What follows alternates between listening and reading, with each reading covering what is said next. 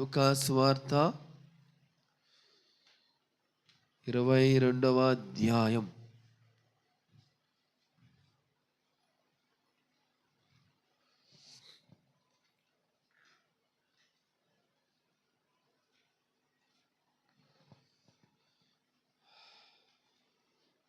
లూకా సువార్త 22వ అధ్యాయం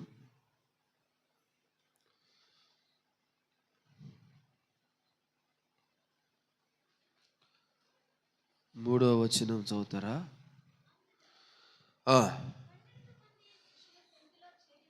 12 మంది శిష్యుల సంఖ్యలో చేరిన ఇస్కరియోతు యూదా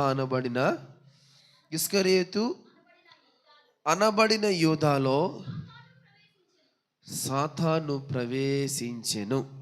చాలు. ప్రియమైన దేవుని జనాంగమా, ఈ యూదా ఎవరితో ఉన్నాడు? యూదా శిష్యులతో ఉన్నాడు. ఈ శిష్యులందరూ కలిసి ఎవరితో ఉన్నారు? యేసుతో ఉన్నారు. యేసుతో నడుస్తున్నాడు, యేసుతో బ్రతుకుతున్నాడు, యేసు యొక్క సహవాసంలో ఉన్నాడు, యేసు యొక్క సన్నిధిలో ఉన్నాడు. యేసుతో ఈ 11 మంది శిష్యులు ఏ విధంగా జీవిస్తున్నారో తను కూడా ఒకరిలో ఒకరిగా, 12 మందిలో ఒకరిగా జీవిస్తున్నాడు. అంతా బాగానే ఉంది. కానీ ఇతనిలో ఎవరు ప్రవేశించారట? సాతాను ప్రవేశించిందట. నాకు ఈ మాట చదువుతున్నప్పుడు భలే ఆశ్చర్యం వేసింది. సాతాను ప్రవేశించడం ఏంది అంటే, దేవునితో నడుస్తున్న బిడ్డలతో కూడా సాతాను నడుస్తూ ఉంటాడా? ప్రవేశిస్తాడా అంటే ఖచ్చితంగా చెప్పాలా, ఖచ్చితంగా ప్రవేశిస్తాడు. దాంట్లో తిరిగే లేదు. మన అచ్చ తెలుగు భాషలో చెప్పాలంటే సచ్చేలే. ఖచ్చితంగా సాతాను ప్రవేశిస్తాడు. 12 మంది శిష్యుల్లో ఒకడు, ఇతనికి గొప్ప పదవులు పైన ఆశ ఉండేది, ఇతనికి అపవాది అని పేరు, ఇతనికి ధనాపేక్ష గలవాడు అని ఇతనికి పేరుంది.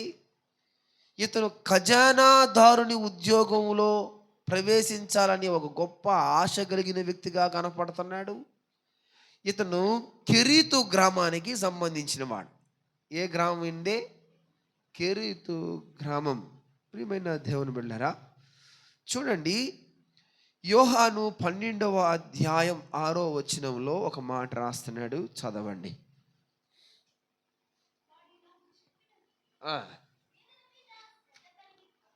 ఏమని చెప్పినాడంటమ్మా? పైన చదువుతావా?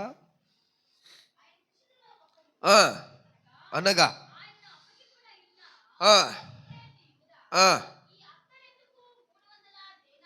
ఈ అత్తరెందుకు 300 దేనారములు బీదలకి ఇయ్యలేదు అని అనెను. వాడు ఇలాగు చెప్పినది ఏందంట?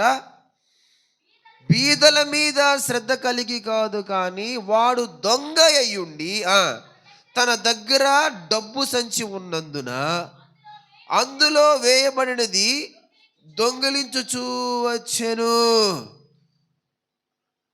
దేంట్లోదంట వాడు దొంగిలిస్తూ వచ్చేది? డబ్బు సంచిని దొంగిలిస్తూ వచ్చెను కనుక వాడు అలాగూ చేసెను. ఇదిగో, వీనికి మరొక పేరుంది. వీడు దొంగిలించేవాడు. ఏంది? దొంగిలించేవాడు. ప్రియమైన దేవుని జనాంగమా, క్రైస్తవ బిడ్డలు క్రైస్తవునిగా చలామణి అవుతున్న బిడ్డల్లో, దేవునితో సాన్నిహిత్యం చేస్తున్న బిడ్డల్లో కూడా ఇటువంటి భావాలు ఉంటాయా? నాకు భలే ఆశ్చర్యం వేసింది ఈ మాట. మాట్లాడుకోండి అమ్మా, మాట్లాడుకోండి ప్రశాంతంగా మాట, మీ ఇష్టం. చూడండి, వాడి దగ్గర ఏముందంట? డబ్బు సంచి యూదా యొద్ద ఉందట. ఏముందంట?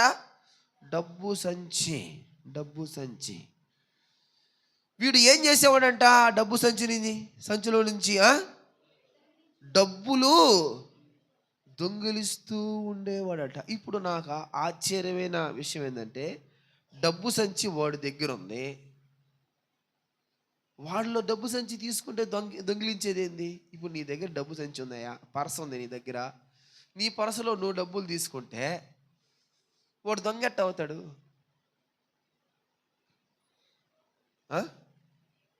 అక్క చెప్పాలా? పెద్ద చెప్పలే, ఇబ్బందిలే. డబ్బు సంచి వాడిదే, కానీ దాంట్లో ఉండే డబ్బులు మటుకు వాడి కాదు.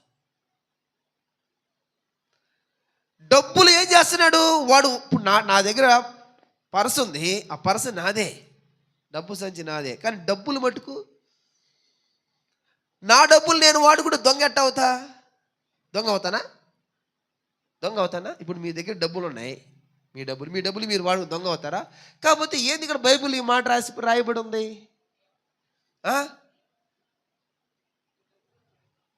ఆ డబ్బులు వాడేగా. ఎవరు డబ్బులు అయ్యి?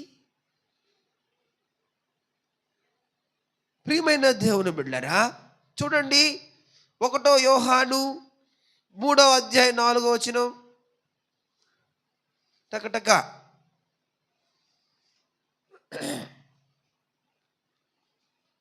1 యోహాను అమ్మా 1 యోహాను 3:4 కదా నాన్న. పాపము చేయు ప్రతి వాడును ఆజ్ఞను అతిక్రమించును, ఆజ్ఞ అతిక్రమమే పాపము. ప్రియమైన దేవుని బిడ్డలారా, నీవు దొంగిలింపకూడదు అని దేవుని ఆజ్ఞ ఉంది. ఏందంట? దొంగిలింపకూడదు అని దేవుని ఆజ్ఞ. యూదా ఇస్కరియోతు ఏం చేస్తున్నాడంట?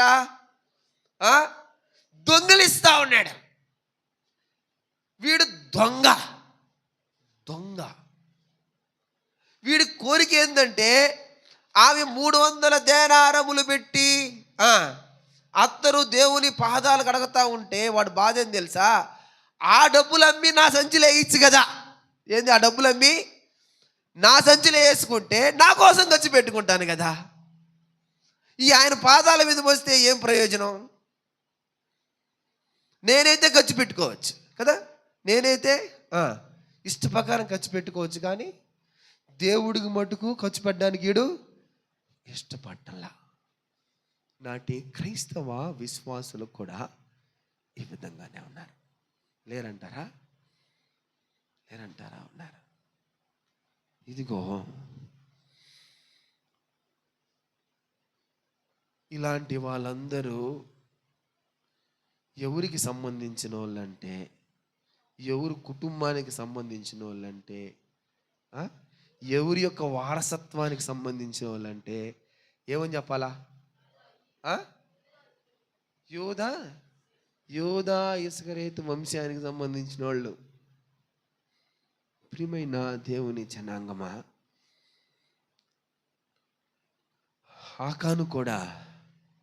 ఆకానువాడు కూడా ఏం చేశాడు? దొంగలించాడు. దొంగ సొమ్ము తీసుకొని ఇంట్లో పెట్టుకున్నాడు.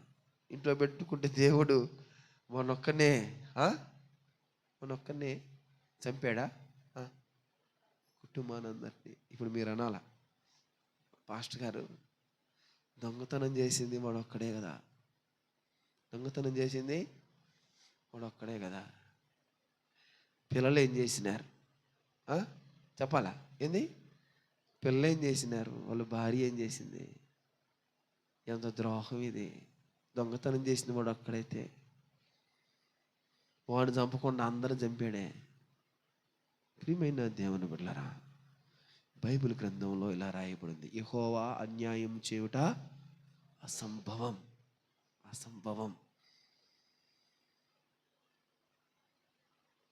వాడు ఇంట్లోకి తీసుకొచ్చి పెట్టుకుంటే పిల్లలు చూడలా, భార్య చూసిందా లేదా? చూస్తే చెప్పొద్దా? యెహోషువకు చెప్పొద్దా? అయ్యా ఇంతమంది ఎందుకు చచ్చిపోతారంటే, ఇదిగో ఈ వ్యక్తి నా భర్తనే, ఇతను దౌర్భాగ్యుడు, తీసుకొని వచ్చి దొంగ సొమ్ము ఇంట్లో పెట్టుకున్నాడయ్యా, తప్పు చేసినాడు, అందుకే చచ్చిపోతారని వాళ్ళని చెప్పొద్దా? ఒకరు చచ్చిపోతే మేమెందుకులే, నేను నా పిల్లలు నా భర్త బతుకున్నామని అనుకుంది ఆమె. పిల్లలు ఏమనుకున్నారు? మా అమ్మ మా నాన్న నేను బ్రతుకుంటే చాలు, ఎవరు ఎడిపోయినా నాకు అవసరం లేదులే. ప్రియమైన దేవుని బిడ్డలారా, దేవుడు అంట చూడండి, ఈ మాట ఒక మాట రాయబడింది బైబిల్లో. కీర్తనలు 113వ అధ్యాయం 6వ వచనంలో ఒక మాట రాస్తున్నట్టు టకటక చదవండి. భూమి ఆకాశములన్నీయు వంగి చూడననుగ్రహించుచున్నాడు. ఏందంట? ఏమేం చూస్తున్నాడంట ఆయన? భూమిని చూస్తున్నాడంట, ఆకాశాలని ఏం చేస్తున్నాడంట? వంగి చూస్తున్నాడట. ఆయన వంగి చూస్తున్నప్పుడు ప్రతిదీ కనపడదా? ప్రతిదీ ఇక తిరిగేలా. అందుకనే జెరెమియా 32వ అధ్యాయం 19వ వచనం ఒకసారి చదువుతారా?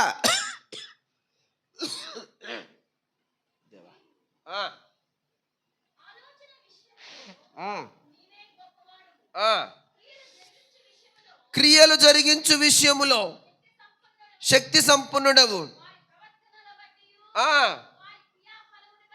వారి ప్రవర్తనను బట్టి, వారి క్రియా ఫలములను బట్టి అందరికీ ప్రతిఫలం ఇచ్చుటకై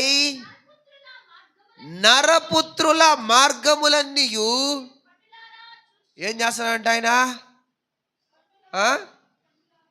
సగం కన్ను ఎట్టు పెట్టి సగం కన్ను మూసి కట్ట కాదు, ఏం చేస్తున్నాడంట? కన్నులారా నరుల మార్గాలు చూస్తున్నాడు. నరుని మార్గమా నరుల మార్గమా చెప్పాలి మీరు? నరుల మార్గాన్ని అంటే ప్రపంచంలో ఎక్కడ పుట్టినా మనిషి, వాడు అడవిలో పుట్టినా, కొండల్లో కోణంలో పుట్టినా, సమాజంలో పుట్టిన ఆడ పుట్టినా ప్రతి ఒక్కరిని గమనిస్తున్నాడు. దేవుని దృష్టిలో నీవు నేను కనపడుతున్నాం. ఇది గుర్తుపెట్టుకోవాలి. ఈ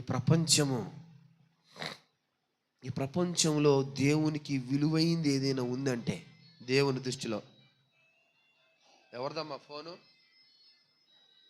అమ్మా ఇది చూడండి, ఇది నా ఫోను ఫ్లైట్ మోడ్లో పెట్టా. మీ ఫోన్లన్నీ ఫ్లైట్ మోడ్లో పెట్టండి. ఒకసారి మీ దగ్గర ఫోన్లు ఉన్నాయా? తీయండమ్మా. మీ ఫోన్లన్నీ ఫ్లైట్ మోడ్లో పెట్టండి. 1 గంట సేపు ఆపేయండి. ఇదిగో నేను ఫ్లైట్ మోడ్లో పెట్టాను. ఎవ్వరు కూడా ఇక నుంచి నాగేశ్వరరావణ రేపు ఆదివారం ఒక బ్యానర్ ఒకటి రెడీ చేయించండి. బయట సెల్ ఫోన్లు ఆపివేయవలెను అని, మందిరంలో సెల్ ఫోన్లు ఇక పనిచేయకూడదు. బోర్డు ఖచ్చితంగా పెట్టండి. వాళ్ళందరూ చూసుకుంటారు ఏంది అని. తర్వాత దేవునికి ఈ లోకంలో దేవుని దృష్టికి విలువైంది ఏదయ్యానంటే దేవుని సృష్టించిన భూమి కాదు, దేవుని సృష్టించిన ఆకాశాలు మహాకాశాలు కాదు, దేవుడిని నిరంతరము పరిశుద్ధుడు పరిశుద్ధుడు అని పూజిస్తున్న దూతలు కాదు. దేవునికి విలువైంది ఏంది ఈ లోకంలో చెప్తారా? ఏదంట? ఎట్ట చెప్పండి, ఎట్ట చెప్పాలి? ఎట్టానండి అందరూ ఎట్ట చేయబెట్టండి. మనం ఆయన దృష్టికి ఏందంట? విలువైన వాళ్ళం. అందుకనే ఆయన వంగి నరుల మార్గాలను చూస్తున్నాడు. వీడు అడుగుతా ఉంది దేనికి తెలుసా? ఆ 300 దేనారాలు వాడు సంచిలో వేసుకొని ఖర్చు పెట్టుకోవడానికి ఈ ఖజానాదారుడు ఏం చేస్తాడు తెలుసా? వాడు ఆ డబ్బులు ఉంటే నా సంచిలో వేసుకోవచ్చు కదా, వేసుకునేవారు కదా, అనవసరంగా మోస్తా ఉంది. ప్రియమైన దేవుని బిడ్డలారా, నాటి క్రైస్తవ విశ్వాసులు కూడా దొంగలైపోయినారు. దేవుని విషయంలో. రెండవ విషయం యోహాను సువార్త 13వ అధ్యాయం 2వ వచనం చూస్తారా? వారు భోజనము చేయుచుండగా ఆయనకు అప్పగింపవలనని సీమోను కుమారుడగు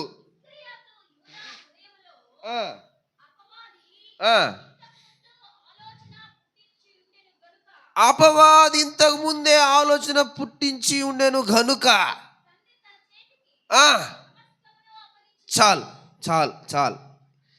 వీడి ఉద్దేశం అంట అప్పగించడం అంట. ఏందంట? ఎవరిని అప్పగించడం చెప్పాలా? యేసుని అప్పగించడం. నేనంటాను, అయ్యా యోధేస్కరేతు గారు, మీరు బరబ్బతోనే ఉండిపోవచ్చు కదా, బరబ్బతోనే బ్రతకచ్చు కదా. నువ్వు యేసు దగ్గర చేరింది ఆయన అప్పగించడానికా? యేసులా మారిపోవడానికే, లేకపోతే యేసుని అప్పగించడానికా? నీకెందుకు ఈ దుర్బుద్ధి పుట్టింది అసలు? దేవుణ్ణి అప్పగించడం ఏంది? ఆయనతోనే జీవిస్తున్నావు కదా, ఆయనతోనే బ్రతకుతున్నావు కదా. ఆయన చేసిన అద్భుతాలను 11 మంది శిష్యులు చూసినట్లు నువ్వు చూస్తున్నావు కదా. ఆయన చెప్తున్న బోధలు నువ్వు కూడా వింటున్నావు కదా. నీకెందుకు ఈ దుర్బుద్ధి వచ్చింది? ప్రియమైన దేవుని బిడ్డలారా, తన్ను అప్పగించువాడెవరో క్రీస్తుకు ముందుగానే తెలిసాను. చూడండి, యోహాను 13వ అధ్యాయం, యోహాను సువార్త 13వ అధ్యాయం 11వ వచనంలో కనపడుతుంది ఈ మాట. తాను అప్పగించిన వాడిని ఎరిగెను గనుక. చూడండి ఈ మాట ఏందంట? ఈ మాట ఏమంటున్నాడు? తన్ను అప్పగించు వాడిని ఎరిగెను గనుక. ఎరిగెను గనుక ఏమంటాడమ్మా? మీలో అందరూ పవిత్రులు కారు. ప్రియమైన దేవుని బిడ్డలారా, ఇదిగో ఇప్పుడు నేను చెప్తున్నా, దేవుని మందిరానికి వస్తున్న మనందరితో దేవుడు మాట్లాడుతున్నారు. మీరందరూ పవిత్రులు గారు. మీరు ఏదో ఒక విషయంలో నన్ను అప్పగించేస్తున్నారు. అప్పగించేయటం లేదా? దేవుణ్ణి తెలియపరచవలసిన స్థితిలో ఉండవలసిన నీవు కొన్ని విషయాల్లో ఆయన అప్పగించేస్తున్నావు. అది ఏ విషయమో నాకు తెలియదు. అది నీ వ్యక్తిగత జీవిత విషయం అయితే ఉండొచ్చు, నీ కుటుంబ జీవితం అయితే ఉండొచ్చు, నీ బంధువుల జీవితాల్లో అయితేనే ఉండొచ్చు. ఏదో ఒక విషయంలో, వాట్ ఎవర్ మేబీ, ఏదో ఒక విషయంలో నువ్వు దేవుణ్ణి అప్పగించేస్తున్నావు ఆయన్ని. ప్రియమైన దేవుని బిడ్డలారా, ఈ 40 రోజులు లెంట్ డేస్ పాటిస్తున్నారు కదా. ఎప్పటి నుంచి అమ్మా? రేపు నుంచా? మంగళవారం నుంచి స్టార్ట్ కదా 40 రోజులు.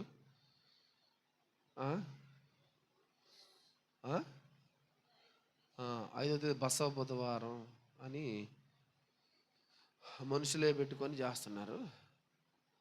కొంతమంది యేసుక్రీస్తు వారు వాస్తవంగా ఉపవాసం ఉండింది ఎప్పుడమ్మా? బాప్తీసం తీసుకున్న తర్వాత ఉపవాసం ఉన్నాడా? ఇక శ్రమకి సిలువ ఎక్కే ముందు ఉపవాసం ఉన్నాడా? చెప్పాలా? అది మీ విజ్ఞతకి వదిలేస్తాను. ఎప్పుడు ఉన్నారు చెప్తారా? అంటే ఏదైనా సరే మనకు బైబిల్ ప్రామాణికం కదా. బైబిల్ ప్రామాణికం. ఆయన బాప్తీసం తీసుకున్న తర్వాత నుంచి 40 days ఉన్నాడా? లేకపోతే ఆయన సిలువెక్కే ముందు 40 రోజులు ఉపవాసం ఉన్నాడా? ఇప్పుడే కదా అవునింది. ఇదిగో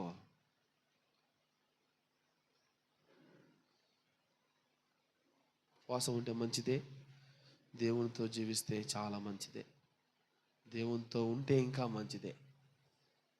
అందుకనే భక్తుడు ఈ మాట అన్నాడు. ఆయన ఈ పాట రాసిన వాళ్ళిద్దరూ ఈ పాట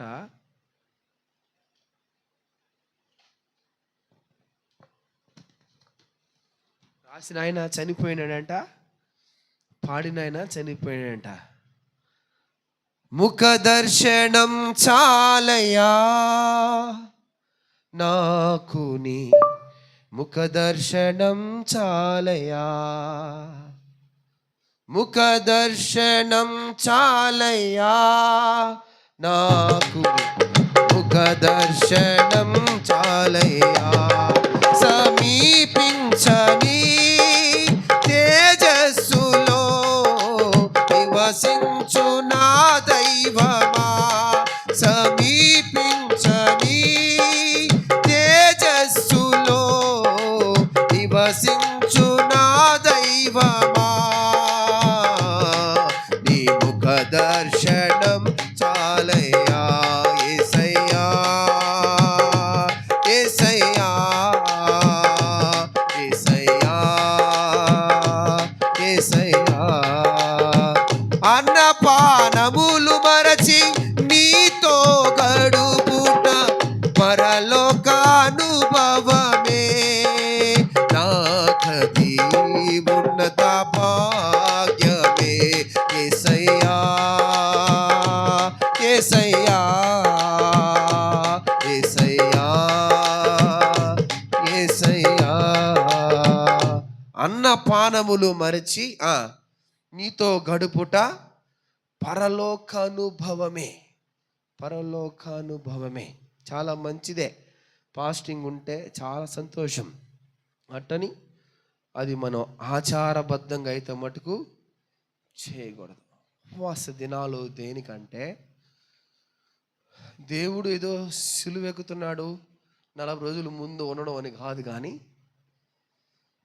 దేవునితో పరలోక అనుభవం కలగడానికి, దేవునితో గడపడానికి, ఇదిగో అది ఒక ఉన్నతమైన భాగ్యంగా పొందుకోవడానికి. అన్నపానములు మరిచి నీతో గడుపుట ఏ అనుభవం అంట? పరలోక అనుభవాన్ని పొందుకోవడానికి, పరలోక అనుభవాన్ని పొందుకోవడానికి. దేవునితో జీవిస్తున్నాడు, దేవునితోనే బ్రతకతున్నాడు, ఇదిగో దేవుని శిష్యుల్లో ఒకనిగా చేర్చబడ్డాడు. కానీ ఇదిగో దేవుడు పక్కనుంటే దేవునితో సాన్నిహిత్యం చేయలేకపోతున్నాడు. దేవుడితో ఉంటున్నాడు కానీ దేవునిలా బతకలేకపోతున్నాడు. దేవునితో ఉంటాడు కానీ దేవుని యొక్క ఉన్నతమైన అనుభవాలు ఇదిగో యూదాలో కనపట్టంలా. మొట్టమొదటిగా ఎట్ట కనిపిస్తున్నాడు ఇతను చెప్పాలా? దొంగగా కనిపిస్తున్నాడు. రెండవదిగా ఎలా కనిపిస్తున్నాడు?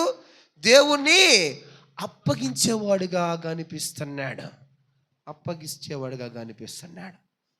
మూడవ విషయం చూడండి, మత్తయి సువార్త 26వ అధ్యాయం 15వ వచనం. మత్తయి సువార్త అమ్మా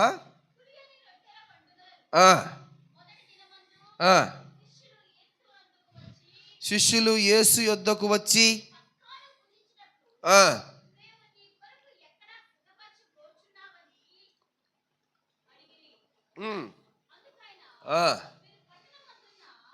మీరు పట్టణమందున్న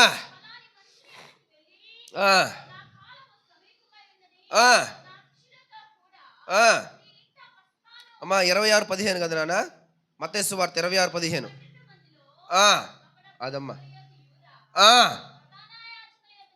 ప్రధాన యాజకుల యొద్దకు వెళ్ళి నేను ఆయనను మీకు అప్పగించిన ఎడల నాకు ఏమి ఇత్తురని వారిని అడిగెను.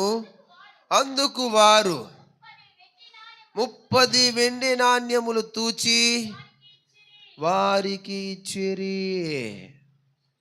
మూడవదిగా ఇతను ఏం చేస్తున్నాడంటే దేవుణ్ణి అమ్మకానికి పెట్టేశాడు. ఏం చేశాడంట?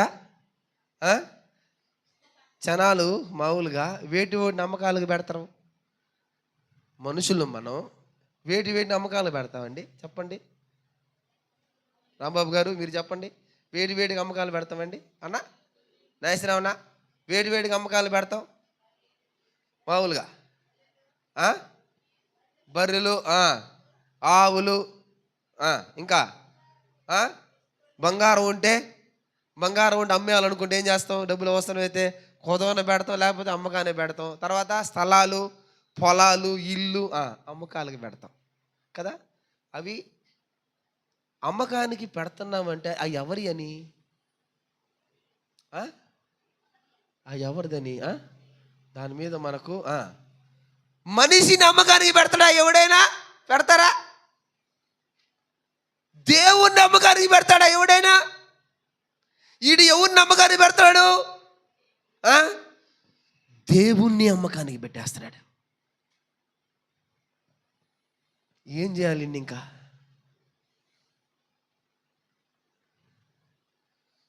మళ్ళీ ఏం చేస్తాడు తెలుసా? వాళ్ళ దగ్గరికి పోయి అదేందో ఆయన సొత్తులాగా ఎంత ఇస్తావు, నేను యేసుని అప్పగిస్తే ఎంత ఇస్తావు అనేది ఏంది? దాన్ని ఏమంటారు? బేరం. ఏమంటున్నాడు? బేరం.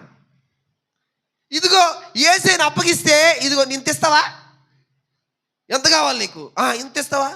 33 వెండి నాణ్యాలు. ఓకే ఓకే రైట్, బాగా కుదిరింది. వ్యాపారం బాగా, బేరం బాగా కుదిరింది. ప్రియమైన దేవుని బిడ్డలారా, దేవుణ్ణి 33 వెండి నాణ్యాలకు అమ్మేశాడు.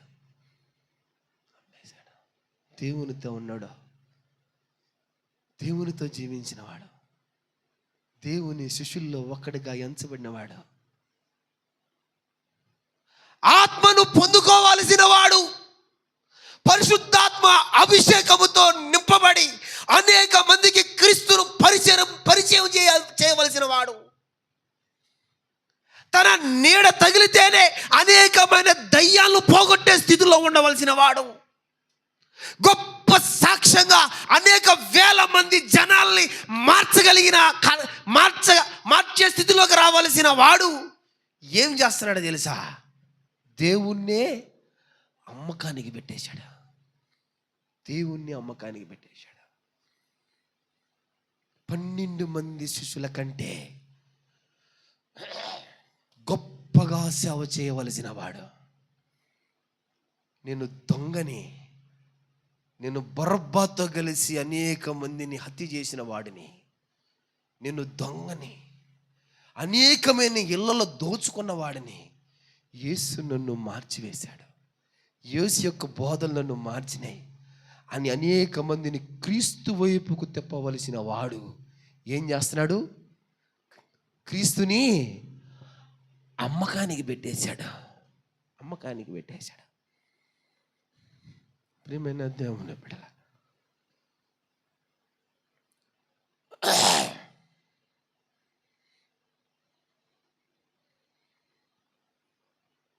యేసేపును కూడా అన్నలు ఏం చేసినారు? యేసేపుని 20 తులముల వెండికి అమ్మేశారు కదా, అమ్మేశారు.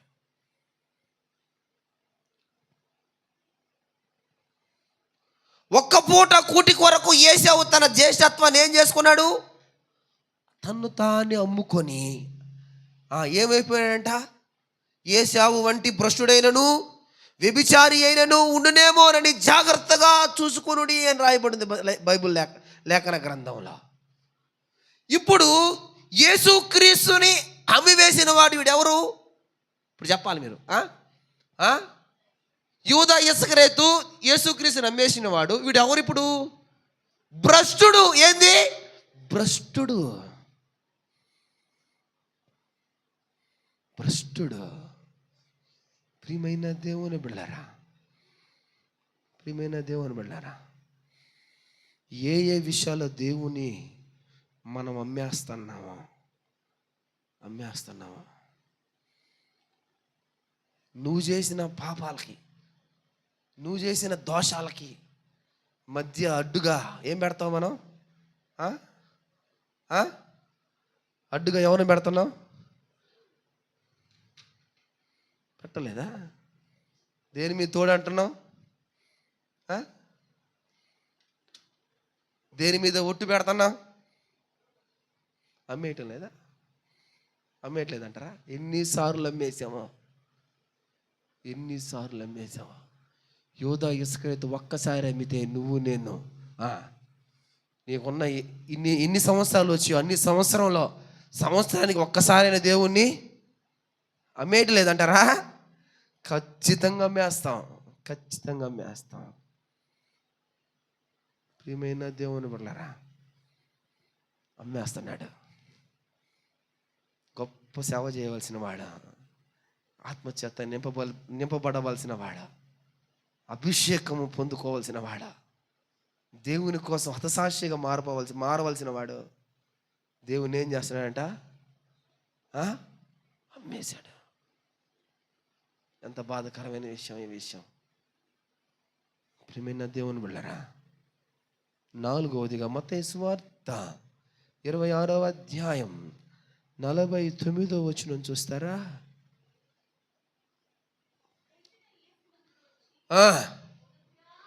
ఎవరమ్మా? మళ్ళీ ఫస్ట్ నుంచి చదవమ్మా. వెంటనే యేసు యొద్దకు వచ్చి, బోధకుడా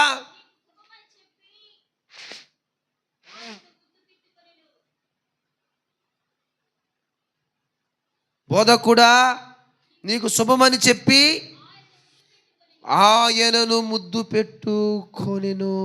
చాలు. ప్రియమైన దేవుని బిడ్డలారా, దేవుణ్ణి పిలిచే పిలుపులో కూడా తేడా. ఏంది? దేవుణ్ణి పిలిచే పిలుపులో తేడా. యేసుక్రీస్తు వారిని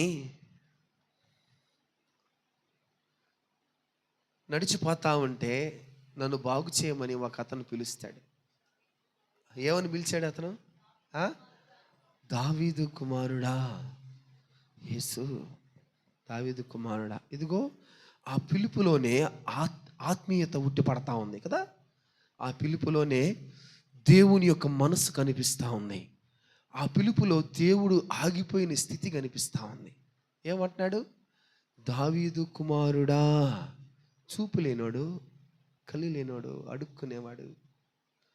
ఉదయం లేస్తే అడుక్కోవడమే అతని యొక్క భుక్తి. కళ్ళు లేవు. అలాంటి అతను పిలుస్తున్నాడు దేవుణ్ణి. ఏమని పిలుస్తున్నాడు? దావీదు కుమారుడా. ఇదిగో అందరి వల్లే ప్రభువా క్రీస్తు దావీదు కుమారుడా అని పిలవకుండా ఏమని పిలుస్తున్నాడు ఇతను? బోధకుడా అని పిలుచుట చాలా బాధాకరమైన విషయం. ఆ పిలుపులో ఆయన్ని అగౌరవపరచుటకు సాదృశ్యముగా ఇదిగో ఇది తెలియపడతా ఉంది. అన్యుడు పిలిచే రీతిగా దేవుని పిలుస్తున్నాడు. అన్యుని పిలిచే రీతి చూడండి. యోహాను సువార్త 8వ అధ్యాయం 4వ వచనంలో, యోహాను సువార్త 8:4, బోధకుడా ఈ స్త్రీ వ్యభిచారము చేస్తుండగా. ఎవరన్నారు ఈ మాట? ఎవరన్నారు ఈ మాట? శాస్త్రులు పరిసయ్యులు అనే మాట ఈ మాట. వీళ్ళు ఏం పని చేస్తూ వచ్చారు అప్పటిదాకా? వీళ్ళు ఏం పని చేస్తూ వచ్చారు అప్పుడు దాకా? ఆమెని రాళ్ళతో కొట్టుకుంటూ వచ్చారు. లోక సంబంధంగా ఆమెకు తీర్పు తీరుస్తూ వచ్చారు.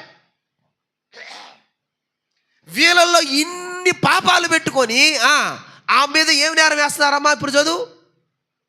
బోధకుడా ఈ స్త్రీ పాపము చేసింది, వ్యభిచారం చేసింది అని చెప్తా ఉన్నారు. వీళ్ళేందో పెద్ద పుణ్యాత్ముల్లాగా. ఏమని పిలిచారు ఆయన వాళ్ళు? బోధకుడా. ఈ బోధకుడా అని పిలిచిన వాళ్ళు ఏమైనా కరెక్ట్గా ఉన్నారా? అమ్మా కొండమ్మ గారు నా సైడ్ చూడండి. ఈ బోధకుడా అని పిలిచేవాళ్ళు ఏమైనా కరెక్ట్గా ఉన్నారా? కరెక్ట్గా ఉంటే దేవుడు నువ్వు నిజమే, మీరు మంచోళ్ళు రా, మీరు చాలా గొప్పోళ్ళు రా నాయన, మీరు చాలా పవిత్రులు రా, మీలాంటి వాళ్ళు ఎవరు లేరు రా, మీరు వెరీ గుడ్ అనేవాడు కదా. ఏమన్నాడు దేవుడు అక్కడ? మీలో పాపం చేయకుండా ఉండేవాడు ఆమె మీద మొట్టమొదటి రాయి ఏంటంటే అందరూ ఏం చేసినారు అంటే ఏముందని వీళ్ళలో? ఈ పాపం ఉన్నాడు. ఏమని పిలుస్తున్నాడు ఆయన్ని? ఇప్పుడు యూదా ఇస్కరియోతు దేవుని పిలుస్తున్నాడు ఆయన్ని బోధకుడా. వీళ్ళు ఎంత పాపం పెట్టుకోమన్నాడు. అందుకనే దేవుని మనస్ఫూర్తిగా పిలవలేకపోతున్నాడు. దేవుణ్ణేమో అక్కడ అమ్మేశాడు, ఇక్కడికి వచ్చి ఏమంటున్నాడు? బోధకుడా నీకు శుభము కలుగునుగాక. ఏం చేశాడంట? ముద్దు పెట్టుకున్నాడట.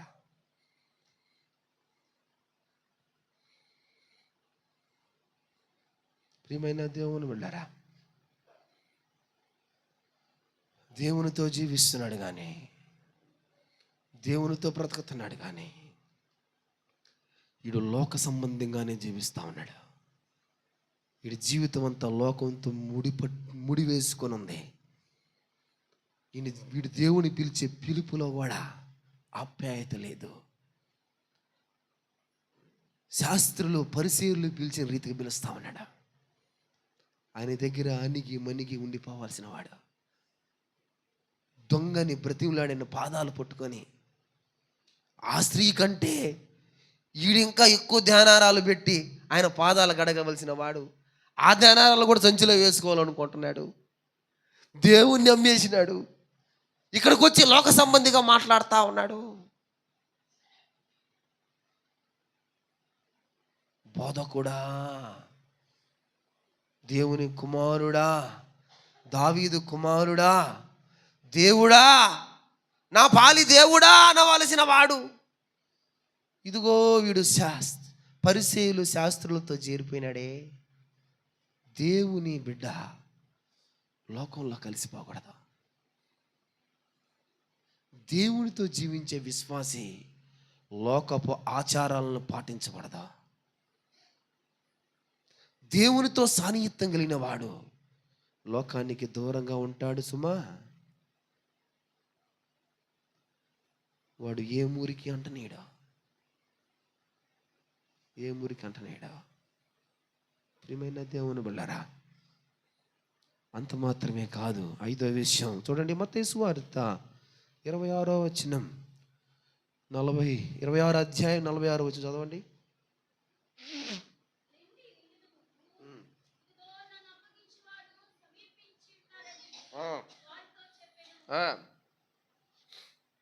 ప్రభు శిష్యుడు ప్రభు శ్రమలో పాలువాడే ఉండవలసిన వాడు కానీ ఎక్కడ చేరిపోయాడంటే పాపపు గుంపులో చేరిపోయాడు. లూకా సువార్త 22వ అధ్యాయం 3 నుంచి 4 వరకు చదవండి.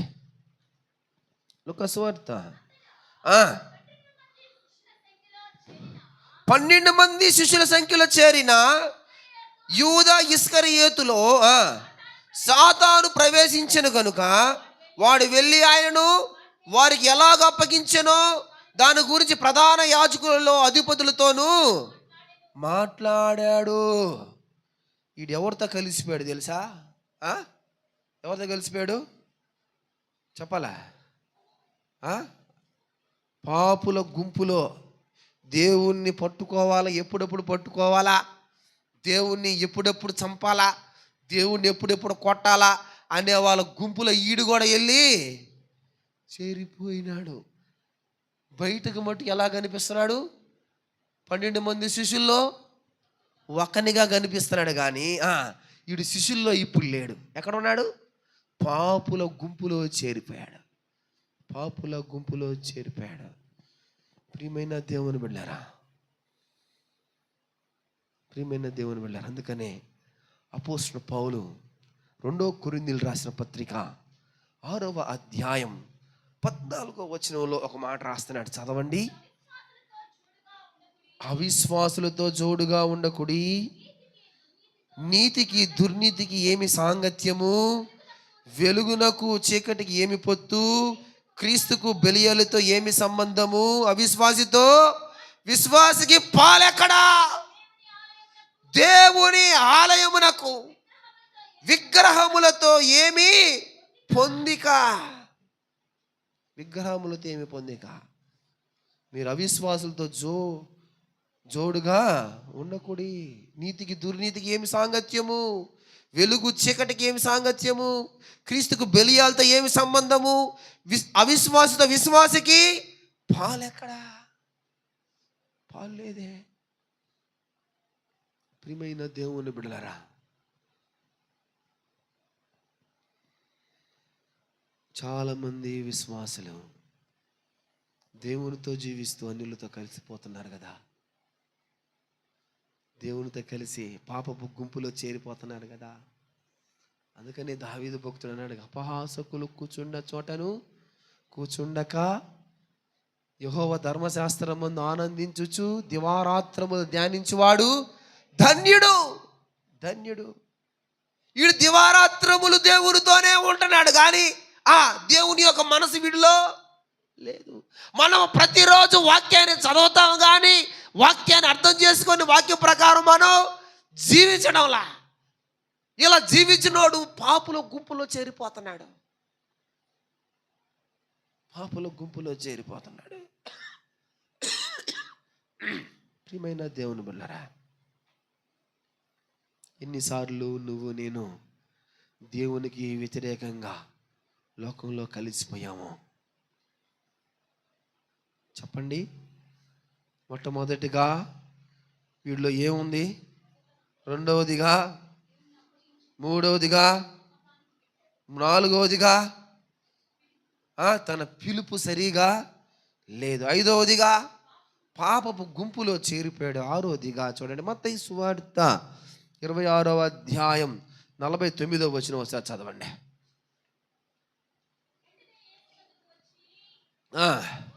బోధకుడా నీకు శుభమని చెప్పి ఏం చేశాడంట, ముద్దు పెట్టుకొనెను. ప్రియమైన దేవుని బిడ్డరా, బైబిల్ గ్రంథంలో చాలా ముద్దులు ఉన్నాయి. ఏమున్నాయి? చాలా ముద్దులు ఉన్నాయి. ఒకటి ప్రేమాను ముద్దు. లూకా సువార్త 7వ అధ్యాయం 45వ వచనంలో రాయబడింది. చదవండి అక్కటక. నీవు నన్ను ముద్దు పెట్టుకోనలేదు కానీ నేను లోపలికి వచ్చినప్పుడు ఇదిగో పాదములను ఏం చేస్తుందట, ముద్దు పెట్టుకొనటం మానలేదు. వచ్చిన కానించి ఆమెకు అదే పని. అయ్యా నా పాపాలు భయంకరమైన అయ్యా ఏం చేస్తుందంట, ఆమె ముద్దు పెట్టుకుంటా ఉందంట. ఇది ప్రేమ ముద్దు. రోమీయులు రాసిన పత్రిక 16వ వచనం చూడండి. 16వ వచనములో పవిత్రమైన ముద్దు అని రాయబడి ఉంటుంది.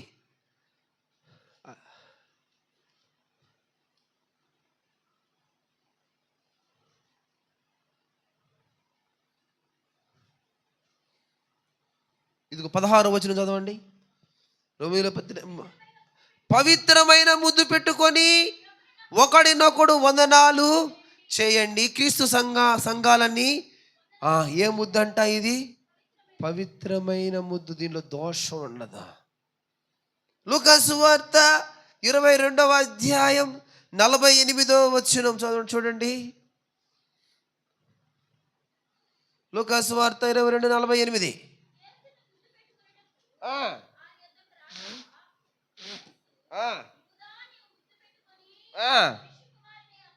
ఈడిదే ముద్దంట, మనిషి కుమారుని దేవుణ్ణే అప్పగించే ముద్దు. ఇది కపటమైన ముద్దు.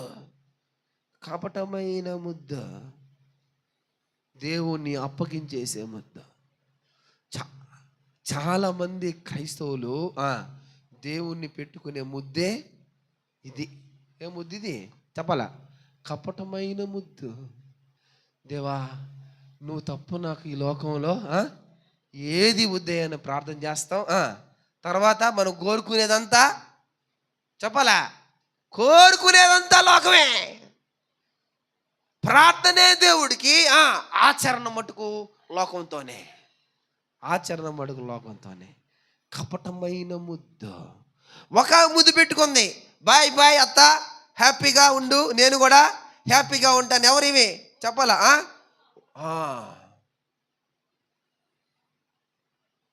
ప్రియమైన దేవుని బిడ్డలారా,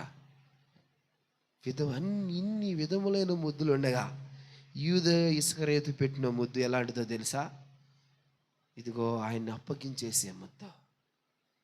నీకు శుభమని చెప్పి ఆయన్ని అప్పగించేమొద్దు, నీకంత మంచి కలుగుద్దని చెప్పాడు. ఏం చేశాడా దేవుని? ఏం చేశాడు? సిలువుకు అప్పగించేశాడు. నీకంత శుభం కలుగును కాక అంటారు, చేసే కార్యాలన్నీ అశుభాలే. ఏమి బ్రతుకు ఈ బ్రతుకు కదా. నీకంతా మేలు జరుగుతుంది తమ్ముడు, అన్నా నీకంతా మేలు జరుగుద్దనా, అక్క నీకంతా మేలు జరుగుద్ది అంటారు. అంతే, ముంచేయడమే, ఇంకేమిలే, తేరుకోలేకుండా ముంచేయడమే. యోధా ఇస్కరియోతులా, కపటమైన ముద్దులా. ప్రియమైన దేవుని బిడ్డలారా,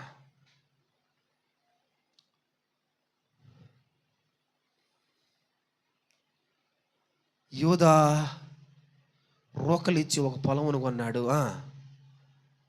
ఏం చేశాడు దాంతో? దేవుని అమ్మిన డబ్బులతో ఏం చేశాడమ్మా? ఏం చేశాడు తెలుసా? పొలం కొన్నాడు. ఏం కొన్నాడు? పొలం కొని ఆ పొలంలోనే ఉరేసుకొని చచ్చిపోయినాడు. ప్రియమైన దేవుని బిడ్డలారా, తలకిందులుగా పడి, బైబిల్లో రాయబడి ఉంటుంది మాట, అతడు తలకిందులుగా పడి నడిమికి బద్దలైనందున అతని పేగులన్నీ బయటకు వచ్చెను. ధనాపేక్ష సమస్తం కీడులకు మూలము. కొందరు దాన్ని ఆశించి విశ్వాసం నుండి తొలగిపోయారు. నానా బాధలతో తమ్మును తాము పాడు చేసుకునేది. 1 తిమోతిలో రాసిన పత్రిక 6వ అధ్యాయం 10వ వచనంలో ఈ మాట రాయబడి ఉంటుంది. ప్రియమైన దేవుని బిడ్డలారా, దేవుడిని ఒక అతనేమో శ్రమలకు అప్పచెప్పేశాడు. ఇదిగో దేవునితో జీవిస్తూనే ఉన్నాడు, దేవునితో బ్రతకతానే ఉన్నాడు. తీసుకుపోయి దేవుణ్ణి పరిశీలికి శాస్త్రాలకు అప్పచెప్పేశాడు. కొంతమంది ఏమో నువ్వు దేవుడితో ఉన్నాడు కదా, నువ్వు దేవుడితో ఉన్నాడు కదా అంటే, మేం కాదు మేము ఉండలేదని చెప్పి వెళ్ళిపోయినారు. 12 మంది శిష్యుల్లో ఒక్కరైనా దేవుడి పక్కన ఉన్నారా? మీరు చెప్పండి, ఈరోజు చెప్పండి మీరు. ఆయన సిలువుకి అప్పగించేటప్పుడు 12 మంది శిష్యుల్లో ఒక్కరైనా ఉన్నారంటారా? ఏడి యోహాన్, ఏడి పేతురు, ఏడి ఆంద్రేయ, ఏడి వీళ్ళంతా ఎటుపోయినారు? 3.5 సంవత్సరం దేవునితోనే జీవించారు, దేవునితో బ్రతికారు, దేవుని చేత పోషింపబడ్డారు.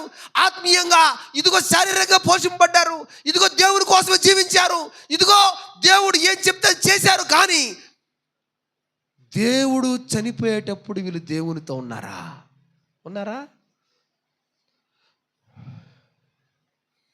ప్రభువా, ఒక ఆయన నేను కూడా వస్తానయ్యా సిలువకి, నేను కూడా పాలు బాగొస్తూనే అవుతానయ్యా, ఇదిగో నీకు అటువంటి శ్రమ రాకుండా గాక అని గందరగోళం కలిసి మలుకు చెవును తెగ నరికాడు. ఉన్నాడా? దేవుణ్ణి ఎరగలని 3 సార్లు చెప్పి వెళ్ళిపోయినాడు మళ్ళీ చేపలు పట్టుకోవడానికి. ఉన్నారు ఎవరైనా? ఇదిగో అన్నా, నిద్రపోబాకండి, మంచి సబ్జెక్ట్లోకి వచ్చేస్తున్నా. ఎవరైనా సరే దేవునితో జీవించిన 12 మంది శిష్యుల్లో ఒక్కరైనా దేవునితో ఉన్నారా? మీరు చెప్పండి, ఉన్నారా? ఎవ్వరు లేరు. ఆయన ఎండలో, భయంకరమైన ఎండలో ఆ సిలువను మోస్తా ఉంటే ఎవరైనా వచ్చి అయ్యో అని నీళ్ళు ఇచ్చినారా? ఇచ్చారమ్మా? ఇచ్చారా? 12 మంది శిష్యులు ఎవరైనా ఇచ్చారా? ఒక శిష్యుడే అంటే ఇదిగో సిలువుకి అప్పగించేసి వెళ్ళిపోయినాడు. 11 మంది శిష్యులు ఉన్నారంటే ఒక్కడు కనిపించాడా? ప్రియమైన దేవుని బిడ్డలారా, ఉన్నారమ్మా? దీపమ్మ ఎవరైనా ఉన్నారమ్మా? ఒక్కరైనా ఉన్నారా? మీరు చెప్పండి. యేసుక్రీస్తుని కొడుతున్నప్పుడు కొట్టబాకండి అయ్యా అని ఎవరైనా కొరడా పట్టుకున్నారా? 12 మంది శిష్యులు ఎవరైనా? పడితే పన్నీళ్ళు ఒక 4, నాకు పడితే పన్ను ఏం కాదు, కొట్టబాకండి ఏమైనా పడ్డారా? అన్ని సంవత్సరాలు ఆయనతో ఉండే, అన్ని సంవత్సరాలు ఆయనతో బ్రతికినే, ఏమైపోయింది వీళ్ళ ఆత్మీయ జీవితం? యేసును పట్టుకుంటే ఆత్మీయ జీవితం పోయిందా? ప్రియమైన దేవుని వెళ్ళారా, ఈ 12 మంది శిష్యులు ఉన్న కాలంలోనే ఒక ఆయన ఉన్నాడు. చూడండి, మార్కు సువార్త 15వ అధ్యాయం 21వ వచనంలో, మార్కు సువార్త, కురేనీయుడైన సీమోను ఒక పల్లెటూరు నుండి వచ్చి ఆ మార్గమున పోవుచుండగా ఆయన సిలువ మోయుటకు అతని బలవంతము చేసిరి. అలెగ్జాంద్రియకును రూపునకును తండ్రి వారు గొల్గోతా అనబడిన చోటునకు ఆయన తీసుకొని వచ్చిరి. కపాల స్థలం. చాలు. బైబిల్ నందు సీమోను పేరు గల వారు 8 మంది ఉన్నారు. ఎంతమంది ఉన్నారు?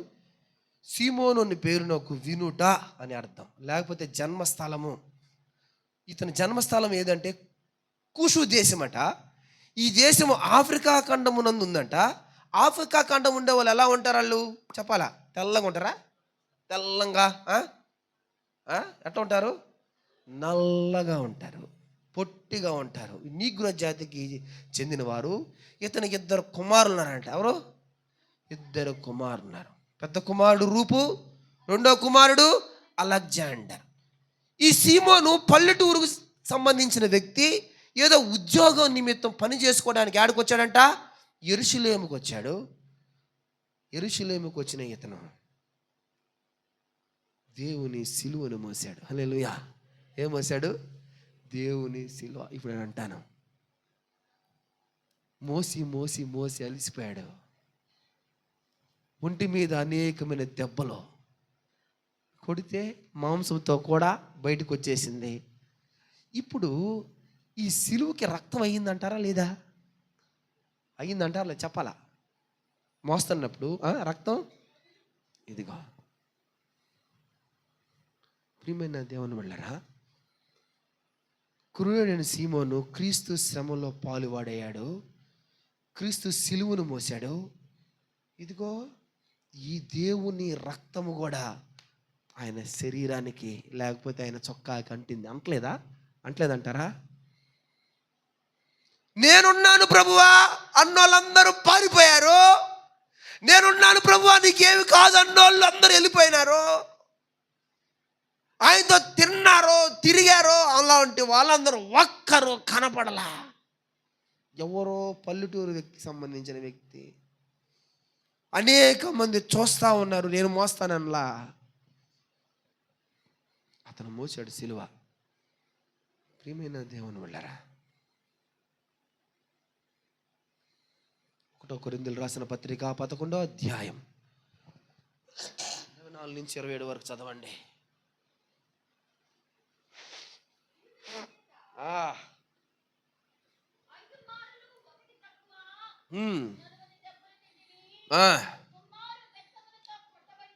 మా 1 కొరింథీయులకు రాసిన పత్రిక నాన్న, 1 కొరింథీయులకు రాసిన పత్రిక 11వ అధ్యాయం 24-27 అమ్మా.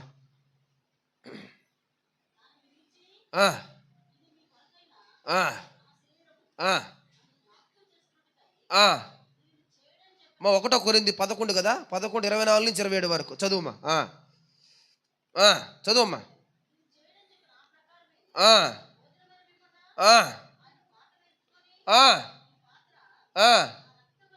ఈ పాత్ర రక్తం వల్లైనా కొత్త నిబంధన దీనిలోని త్రాగున్నప్పుడల్లా నన్ను జ్ఞాపకము చేసుకునుడని చెప్పాను.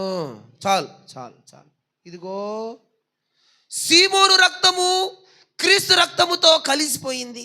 ఉదయం నుండి క్రీస్తు సిలువ మోయిటిలో రానువారు ఆయన్ని కోడా దెబ్బలతో కొట్టినప్పుడు ఆయన వీపు పగిలిపోయి రక్తము కారిన పరిస్థితుల్లో ఆ సిలువను అంటుకొని ఉన్న అట్టి సిలువను, ఆ సిలువను అంటుకొని ఉన్న అట్టి రక్తాన్ని, ఆ సిలువను మోసుకుంటూ, ఇదిగో నేను ఇలా ఇమాజినేషన్ చేసుకున్నా, సిలువను మోసుకొని ఆయన అలా పోతా ఉంటే క్రీస్తు వారు ఇటు చూశాడేమో, నాతో ఉన్న 12 మంది శిష్యులు కనపడలేదయ్యా.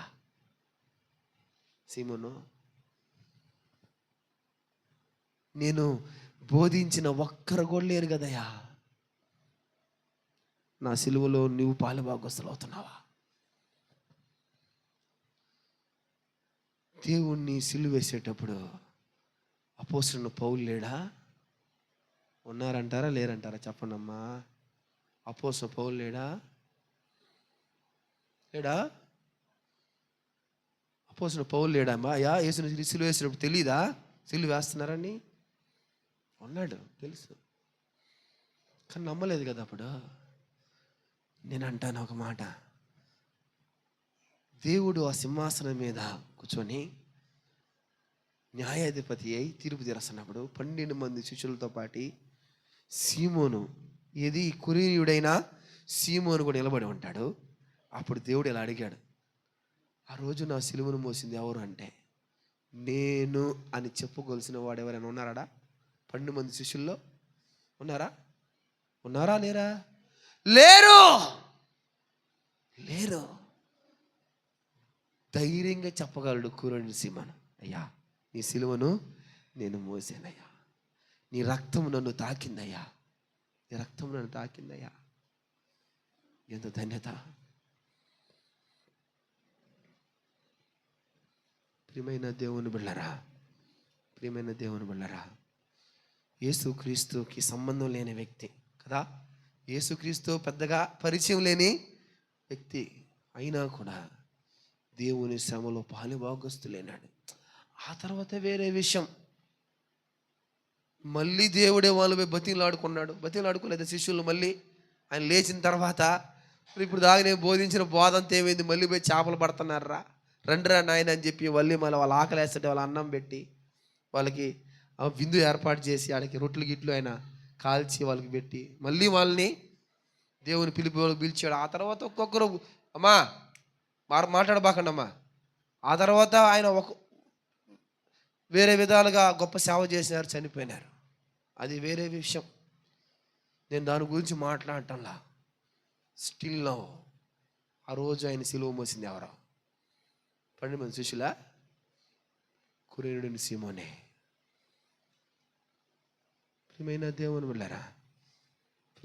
బిళ్ళారా, ఒకవేళ నేను ఆ సిలువను మోయను, నేను ఎందుకు మోస్తా?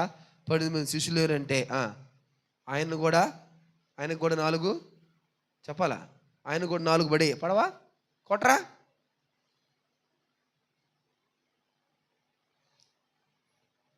ప్రియమైన దేవుని బిళ్ళారా, పల్లెటూరు వాడే, ఉద్యోగం నిమిత్తం యెరూషలేముకు వచ్చిన వాడే, చిన్న కుటుంబం. ఇదిగో దేవుని సిలువను మోసే భాగ్యం కురేనీయుడు సీమోనికే దక్కింది.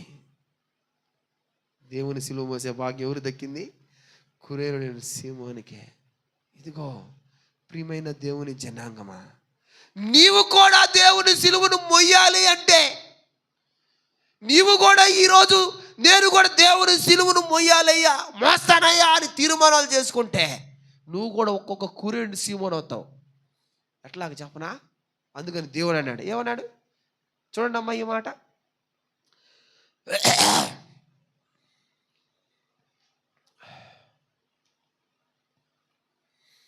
లూకా సువార్త 9వ అధ్యాయం 23-24 చదవండి.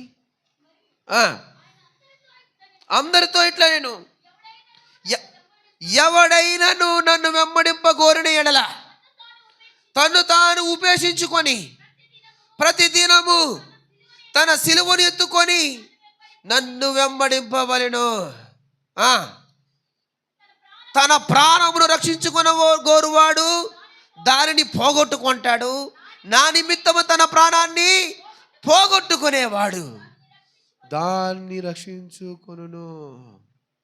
ప్రియమైన దేవుని బిడ్డలారా, నీ సిలువను ఎత్తుకొని నువ్వు నడవాలా, నీ సిలువను ఎత్తుకొని ఆయన సిలువ దగ్గరికి చేరాలా. ఇదిగో తన ప్రాణాన్ని, నా నిమిత్తము తన ప్రాణాన్ని పోగొట్టుకున్నవాడు దానిని రక్షించుకొనును. ఇదిగో అని అంటున్నాడు. తన కోసం తన ప్రాణాన్ని పోగొట్టుకున్నవాడు ఏమైపోతాడంట? దాన్ని పోగొట్టుకుంటాడు. మీరు మీ సిలువ ఎత్తుకొని ఇదిగో మీరు నడవండి, క్రీస్తు సిలువ చెంతకి మీరు రండి. ఇదిగో ఇప్పుడు కూడా ఆ సిలువ నీ కోసం ఎదురు చూస్తూ ఉంది. ఇదిగో ఆ సిలువ, ఆ సిలువ మీద నీ పాపాలు నా పాపాలు మోసేశాడు. ఇక నువ్వు రావాల్సింది ఏం తెలుసా? ఈ లోకం అనే సిలువని, ఈ లోకం అనే శ్రమను, ఈ లోకంలో ఉండే పాపాన్ని, వాటన్నిటిని తీసివేసుకొని ఇదిగో పవిత్రుడివై నువ్వు ఆయన పాదాల దగ్గర రావాలా. పవిత్రుడివై ఆయన పాదాల దగ్గర రావాలా. ఎవరికి లేని ధన్యత, ఎవరికి లేని యోగ్యత ఇదిగో కురేని సీమోనుకు దక్కింది కదా. అసలు సీమోనుడని పేతురు చెప్పాలా, ఎటు పోయాడో దేవుని కోసం అడ్డుగా నిలబడ్డ వ్యక్తి ఎటు పోయినాడో, దేవుని కోసం ప్రార్థించే విశ్వాసులు ఎటుపోయినారో, దేవుని దగ్గర ప్రలాపాలు గాల్చే ఇదిగో విశ్వాసులు ఎటుపోయినారో. కానీ మధ్యలో ఒక ఆయన వచ్చి అందుకున్నాడు సిలువ. మధ్యలో ఒక ఆయన వచ్చి సిలువ అందుకున్నాడు. ప్రియమైన దేవుని బిడ్డలారా, అందుకని పౌలు రోమీయులకు రాసిన పత్రిక 16వ అధ్యాయం 13వ వచనంలో ఇలా రాస్తున్నాడు. చదవండి, ముగిస్తాను. ప్రభువునందు ఏర్పరచబడిన ఎవరికంట? రూపునకు, అతని తల్లికి వందనములు, ఆమె నాకును తల్లి. ఎవరు ఈయన? రూపు చెప్పాల. కురేనీయుడైన సీమోను కుమారుడికి రాస్తున్నాడు అపోస్తలుడు పౌలు. ఏమంటున్నాడు? ప్రభువునందు ఏర్పరచబడిన వాళ్ళు మీరు మావులోళ్ళు కాదురా నాయనా. మీ కుటుంబం మావులది కాదు. నీ తల్లి ఉందే, ఎవరి తల్లి? కురేనీయుడైన భార్య, రూపుకు తల్లి. ఆమె నాకు కూడా తల్లిరా నాయనా. కుటుంబమే ప్రత్యేకించబడింది. కురేనీయుడైన సీమోను కుటుంబమే ప్రత్యేకించబడింది. అపోస్తలుడు పౌలుగా అంటున్నాడు అపోస్తలుడు పౌలు రోమా సంఘస్థులకు ఉత్తరం రాయొచ్చు, ప్రభువునందు ఏర్పరచబడిన రూపుకు వందనములు, అతని తల్లికి వందనములు. ఆమె మీకే కదరా నాయన తల్లి, నాకు కూడా ఏంది తల్లి. ఎక్కడి నుంచి వచ్చింది ఈమెకి భాగ్యం తెలుసా? సీమోను వలన. హల్లెలూయా, హల్లెలూయా. కుటుంబంలో భర్త చేసిన ఇదిగో ఆ కార్యాన్ని బట్టి భార్యకు విలువ. కుటుంబంలో భర్త మోసిన సిలువును బట్టి కుమారులకు విలువ. ఇదిగో దేవుని చేత ఏర్పరచబడిన ఇదిగో సాధనం ఒక ఉత్తరం రాస్తుంది. ఏమని రాస్తుంది తెలుసా? ఇదో ప్రభువునందు ఏర్పరచబడిన రూపునకు వందనాలు. అయ్యా, మీరు ప్రభువునందు ఏర్పరచబడిన వాళ్ళయ్యా, మీరు మామూలు కాదు. మీ తల్లికి వందనాలయ్యా, ఆమె నాకు కూడా తల్లినయ్యా. ఎంత గొప్ప మాట ఈ మాట. నీ కుటుంబంలో యజమానిగా ఉన్న నీవు నీ కుటుంబానికి ఆశీర్వాదకరంగా ఉన్నావా? ఏ రోజు గుడికి వచ్చి నువ్వు నీ కుటుంబం దీవించబడాలడానికి? ఏ రోజు గుడికి వచ్చా? దేవుని కన్నా మీకు మీ పొలం పనులు ఎక్కువైపోయినాయి. దేవుని కన్నా మీ ఉద్యోగాలు ఎక్కువైపోయినాయి.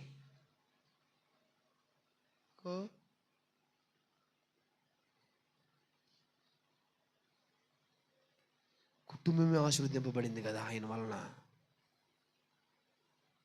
Note this point. ఎవరన్నారు? కురేనీయుడు భార్య అపోస్తలుడు పౌలుకి ఏమైందట? తల్లి అయిందట. ప్రభువునందు ఏర్పరచబడిన కుటుంబం రా మీది, మామూలు కుటుంబం కాదు. రూపు, మీరు ప్రభువునందు ఏర్పరచబడిన వాళ్ళు, మీకు వందనాలయ్యా. మీ అమ్మకు వందనాలయ్యా, ఆమె నాకు తల్లి అయ్యా. దేవుని సిలువ మోసిన కుటుంబం. హల్లెలూయా. నువ్వు నేను ఈరోజు ఆయన సిలువను మాద్దామా?